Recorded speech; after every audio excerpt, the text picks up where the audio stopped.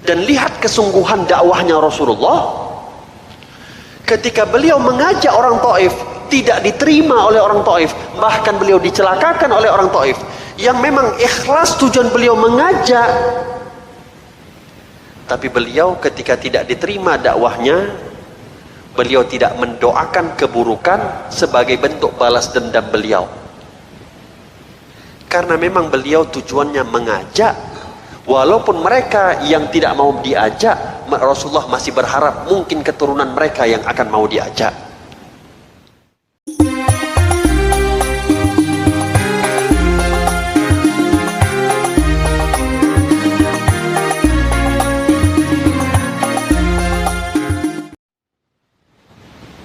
Rasulullah SAW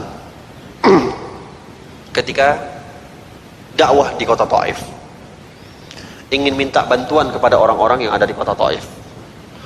Bukannya Rasulullah dibantu, akan tetapi Rasulullah dilempar.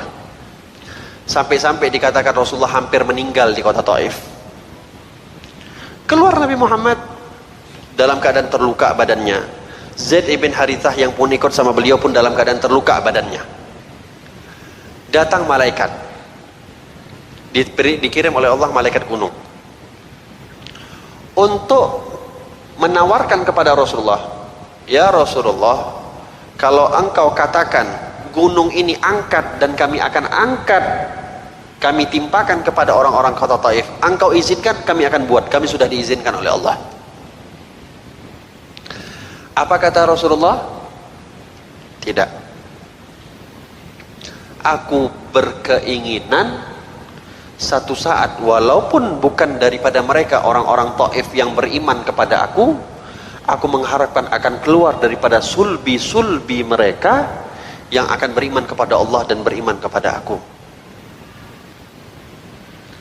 Apa hasil daripada niatnya Rasulullah yang tujuannya berdakwah untuk memberikan keselamatan kepada orang Taif, tidak diterima oleh orang-orang Taif, tapi betul-betul menampakkan kesungguhan.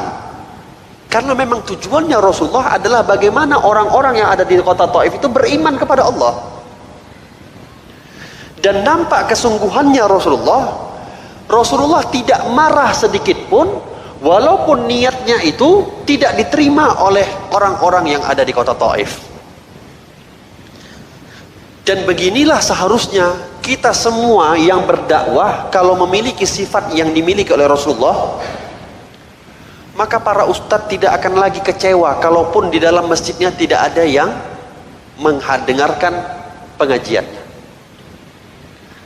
Ataupun kita semua nggak akan pernah merasa kecewa kalau misalnya kita ngajak teman kita, tapi teman kita nggak mau untuk ngikut dengan kebaikan seperti mana kita yang sudah melakukan kebaikan.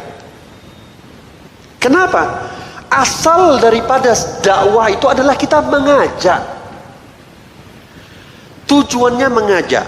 Diterima atau tidak, itu semuanya kembali Allah yang ngatur.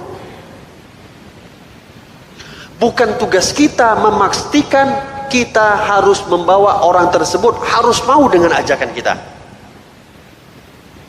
Kita tugasnya hanya mengajak, Allah yang mengatur yang kita ajak mau atau tidak, menerima atau tidak.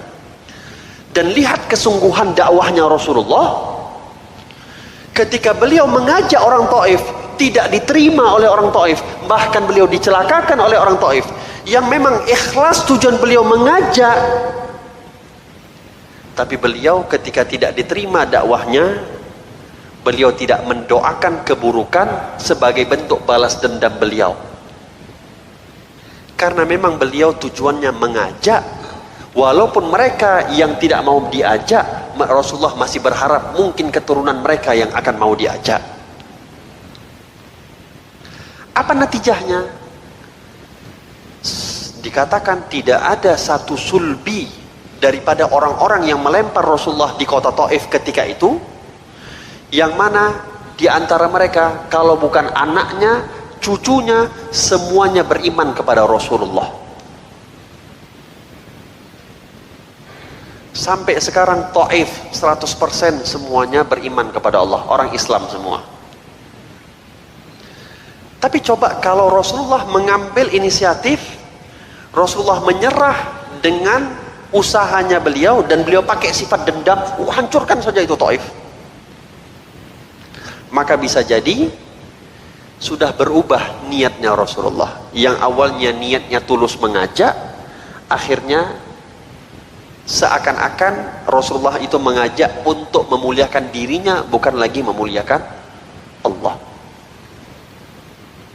Makanya tadi saya katakan, siapapun kita, kalau memang ikhlas kita mengajak seseorang, dia terima atau tidak, kita nggak akan berpengaruh apapun.